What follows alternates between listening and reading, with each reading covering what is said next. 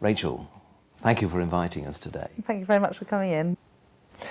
When I interviewed Kay Carberry of the TUC recently, she was apparently suggesting that the coalition is likely to ride roughshod over something she called the hard-won consensus on pensions reform.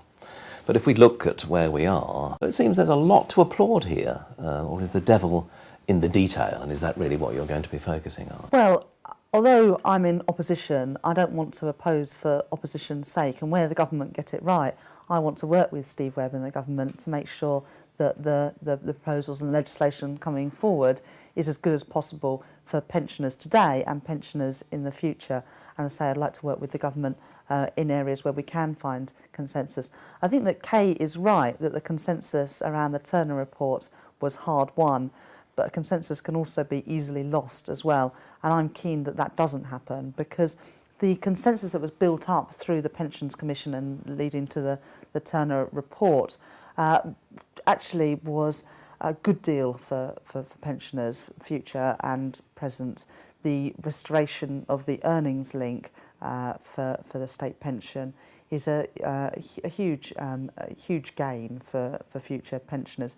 Auto-enrolment, as you mentioned, into occupational pension schemes will help around 8 million people who currently aren't saving at all for their retirement to start making a contribution so that they can live the life they choose in retirement. And also the increases in the state pension age to reflect increasing longevity, which made the increase in the basic state pension affordable. All of those things, I think, reflect a good deal for pensioners, both present and future. Now, if you look at what the government are doing, in some areas, as I say, we are supporting them. So they have continued with the restoration of the earnings link for pensions.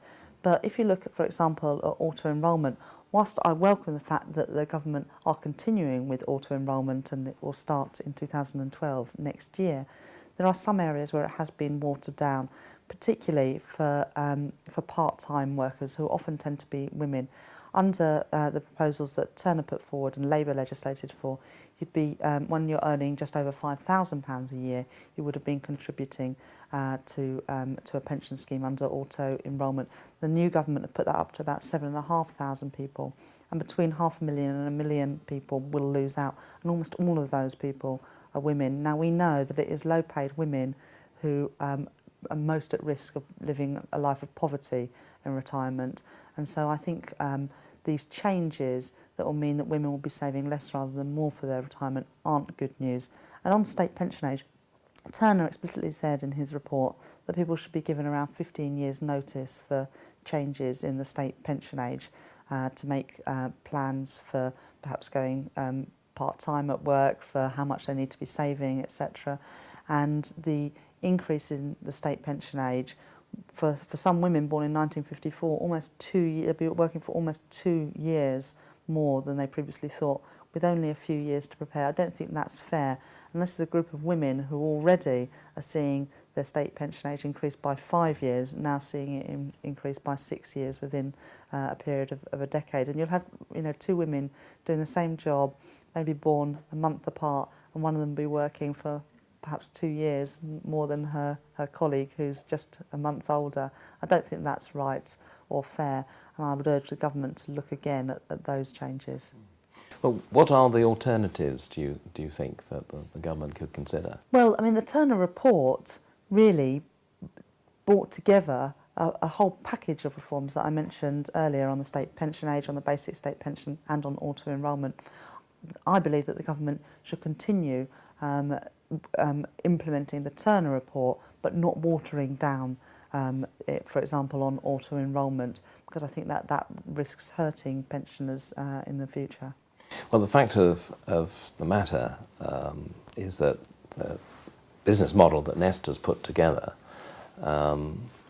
doesn't really offer the flexibility that low-paid women or low-paid anyone, if they were still included in the scope of Nest, would be able to take advantage of to ensure that they had a meaningful pension right to take with them if they did change jobs very often. Well, at the moment, around half of the workforce are not saving for an occupational pension in retirement. Around 8 million people will be auto-enrolled who currently aren't saving for an occupational pension. So it's going to make a huge difference in terms of tackling both pensioner poverty, but also tackling the challenge that people see huge drops in their income in retirement. But it is just a starting point. Now, there are issues about moving pots of money around, and at the moment, at first, you will not be able to transfer money in and out of Nest, but that may change over time, and there's certainly going to be a review in 2017 of Nest and auto-enrolment, and you may see that you can move money around as you can in other occupational pension schemes.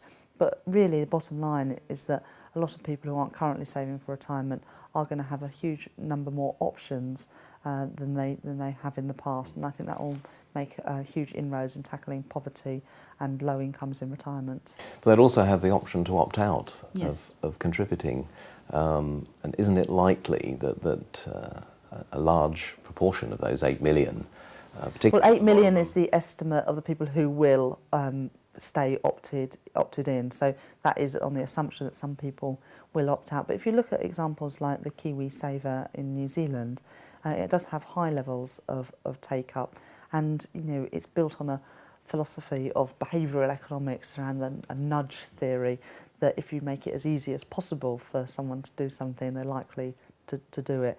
And it's a lot. Most people, if you ask them if they're not in an occupational pension scheme, why? It's because it's sitting there in a pile of paperwork in the I know I need to think about this box, but I haven't got time at the moment.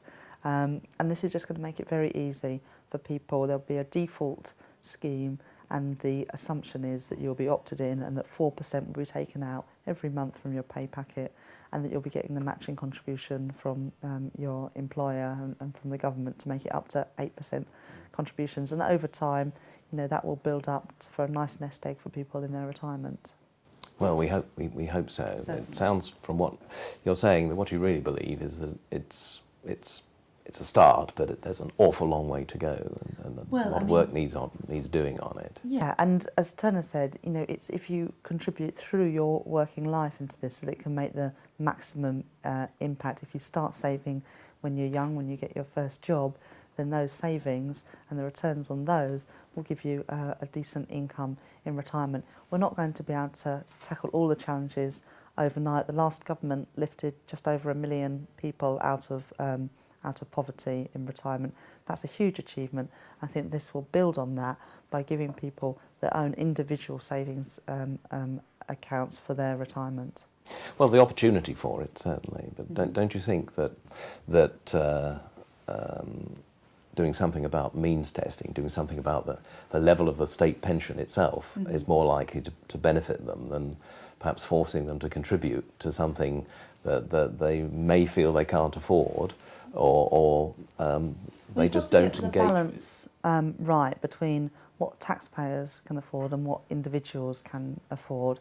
Now, we've got huge pressures on public finances at the moment, and everybody agrees we need to bring the budget deficit down. The earnings link restoration for pensions is a huge benefit. But in 1979, basic state pension was worth 20% of average male earnings.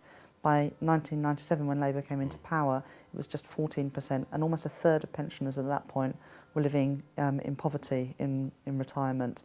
Now, the restoration of the earnings link is going to go some way to resolving those challenges, but the pension credit helped lift a huge number of pensioners out of poverty.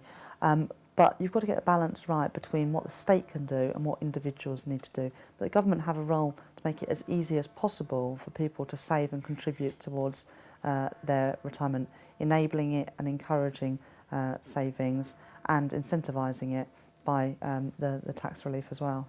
So thank you very much indeed for your time Thank and you. for your contribution to our community life. Thank you very much, Brian.